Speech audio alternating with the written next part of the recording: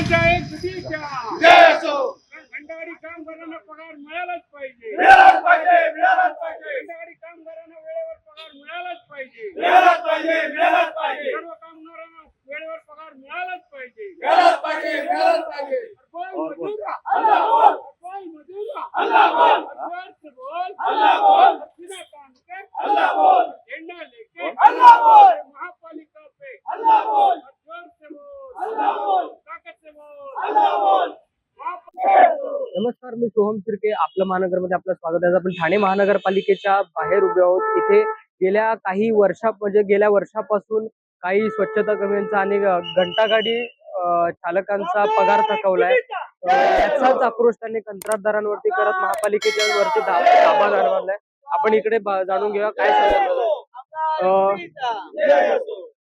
गेल्या वर्षभरात पासून घंटागाडी कर्मचाऱ्यांचा म्हणा की चालकांचा सगळ्यांचा पगार थकलाय. काय या संदर्भात? गेल्या वर्षभरापासून ठाणे महानगरपालिकेचे सर्व खात्यातील कंत्राटी कामगारांना 10 तारखेला पगार महापालिकेने ठेकेदारांना दिला पाहिजे. अगोदर ठेकेदारांना दिला पाहिजे, अगोदर ठेकेदारांना दिला पाहिजे आणि नंतर महापालिकेकडनं ठेकेदारांना बिल घेतला पाहिजे असा करारात नमूद आहे. परंतु ठेकेदार अशा पद्धतीच्या कुठलाही काम करत नाहीयेत. महापालिकेच्याच पैसा घेतात आणि कामगारांना वाटतात. उशीर झाला तरी कामगाराला भुर्दंड दंडाच्या बँकेतली दंड वगैरे भरावा लागतो, परंतु त्या कामगारांना तो दंड भरावा लागतो आणि तो नुकसान त्या कामगाराचा आहे. परंतु महापालिका प्रशासन जो आहे वेगवेगळ्या खात्यातला, त्या लोकांनी खरं ठेकेदारावर कारवाई करायला पाहिजे, त्याला दंड लावायला पाहिजे.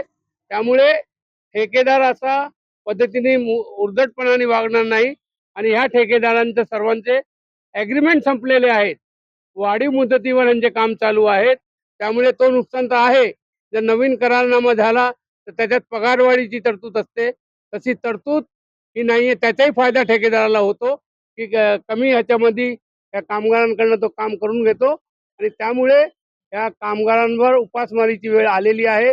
वर्षभर आम्ही सहन करतोय, घनकचऱ्याच्या अधिकाऱ्यांना सांगतोय, परंतु कुणीही या गोष्टीला सिरियसली घेत नाहीये. त्यामुळे आज कामगार कंटाळले. काल गुढीपाडवा सारखा सण हा अंधारात त्यांनी साजरा केला, परंतु त्यांनी नागरिकांना कुठलाही त्रास न देता, काम बंद न करता आज निर्णय घेतला की आता तरी आम्हाला पगार द्या. उद्या ईदचा सण आहे.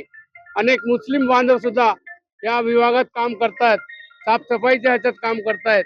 त्यांचा बी सण अंधारात जाणार आहे.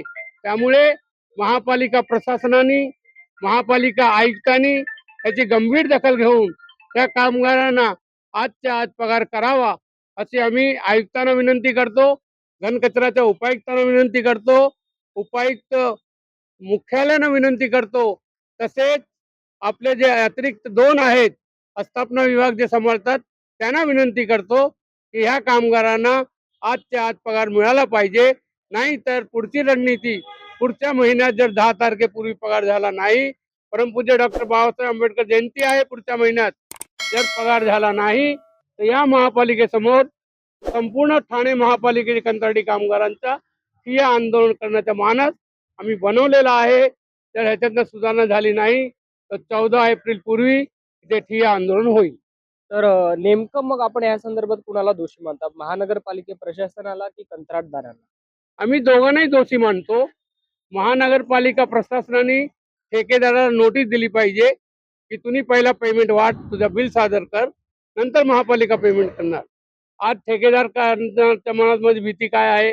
महापालिकेची आर्थिक परिस्थिती ही डबघाईला आलेली आहे. ही भीती असल्यामुळे तो स्वतःचे पैसे ह्याच्यात टाकत नाहीये. त्यामुळे ही परिस्थिती निर्माण झालेली आहे आणि महापालिका प्रशासन ठेकेदारांना नोटीस देत नाहीये. त्यामुळे हे दोघेही त्याला जबाबदार आहे. धन्यवाद सर, आपण दिलेल्या माहितीनुसार. आता नेमकं महानगरपालिका ह्या संदर्भात कशी प्रतिक्रिया करते आणि ह्या सगळ्या कर्मचाऱ्यांच्या व घंटागाडी चालकांचे किती प्रकारच्या मागण्या पूर्ण होतील हे ह्याकडे सगळ्यांचं लक्ष लागलं. मी सोहम शिर्के, आपलं महानगर ठाणे.